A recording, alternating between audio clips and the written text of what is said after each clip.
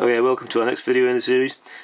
This is part 3, I believe, and what we're going to do now is we're just going to unpeel the tape which was put on in order to protect the different components from the silicone that we use to fix the reel seat in place.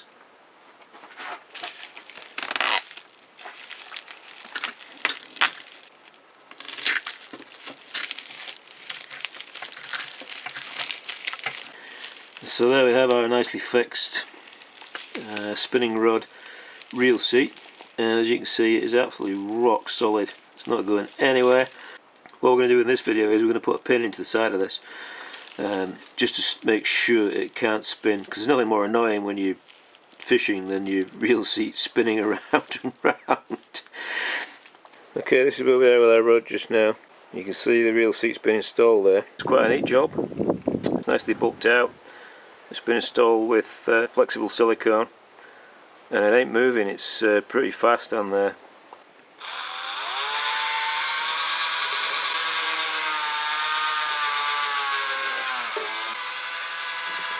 Well, there's a bit of space there on the threads just at the base there.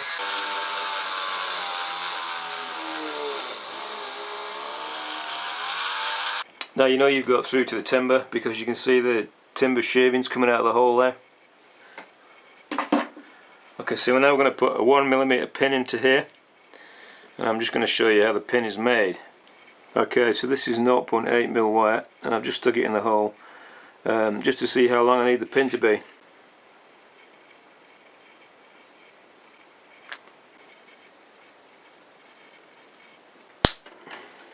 Okay, give the ends of these pins a file, and remember they're not nails, they're pins. Okay, for this next section you need a pair of pliers that's got straight up and down serrations inside here so that you can grip the pin.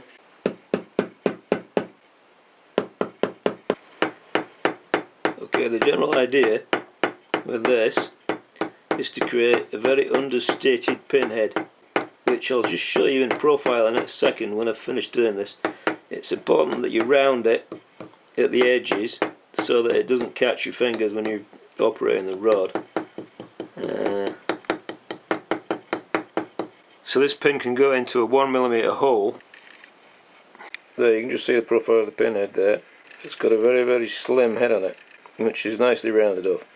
Okay, so if you drilled your hole with a 1mm drill bit and you got 1mm piece of brass, should be a very close fit, and you should be able to push the pin in most of the way.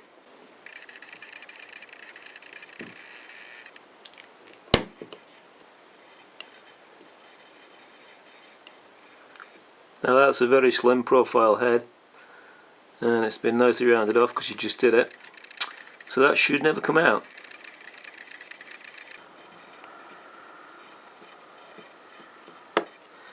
Because we put that little domed head on the end there, it's not going to be obtrusive, and the real screw will never come up this far, so there won't be a problem for that. So that'll prevent your reel mount from spinning, and those pins will never come out, so don't worry about that. Okay, so here we are with our rod now.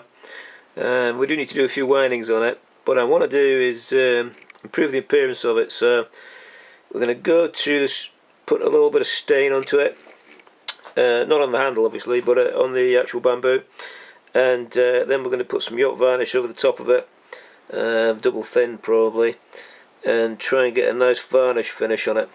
Right, so this is Ronseal jelly stain. You have to work quickly with this because it dries fast. And essentially, stain is always applied with a cloth, not with a brush.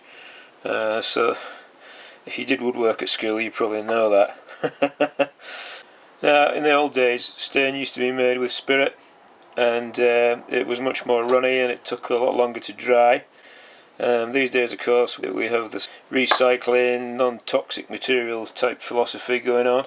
Paints are now water-based, which is actually much better for the environment. Still not entirely sure what the paints are made of and whether that's any good, but that's a different kettle of fish, I suppose. When you stain the bamboo, which is actually what most rod makers do with a lot of rods, you get a much nicer sort of finish there. and you have to work fast to get rid of the patchiness. It's not good stuff really to work with. You can re-wet it a little bit if you're quick. That gives it a nice suntan. Now you can build up layers of stain and make it darker and darker and darker if you want to. I'm not paying too much attention to the ends there because they're going to be covered in thread. Okay, so there's our newly stained item. It does add a lovely finish to it, which gives you a nice looking rod. Now the tip section is quite old, and it does have various blemishes on it, which are not easily removable. The rod's been standing for a long time, so we can't get rid of those, so they'll have to be part of the rod's character. Oh yeah, that brings us to the end of this little video. Thanks so much for watching, folks. Look out for the next video that's coming along, where we'll probably do a bit of winding and try and finish the rod off.